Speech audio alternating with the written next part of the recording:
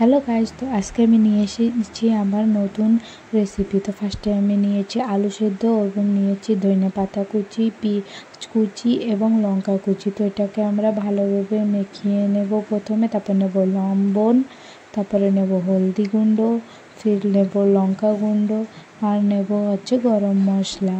তো এখানে আমি ভালো করে মেখিয়ে নিয়েছি সবকে একবারে। তারপরে নিয়ে নিয়েছি কুমড়া পাতা, এতে আমি সব লাগিয়ে দেবো আলু সেদ্ধ লাগানো ভালো করে। আমি বড় বড় পাতা নিয়েছি, আপনি চাইলে ছোটো ছোটো পাতা भी নিতে পারবেন। তারপরে এটাকে এরকমভাবে ফোল্ড করবেন যাতে কি না আপনার ওই পাতাটা খুলবেন না রান্নার সময়। তো এরকমভাবে পুরো ভালো করে আমি ভাঁজ করে নিয়েছি। দেখেন হয়ে গেছে আমার। তারপরে নিয়েছি এটা বেসন, তারপরে একটু গরম তেলে সর্ষে দিয়া তারপরে হচ্ছে আমার বড়াটাকে দিয়ে দিলাম। তারপরে এটাকে ভালোভাবে ভাজা হয়ে যাওয়ার পরে উঠায় রাখলাম।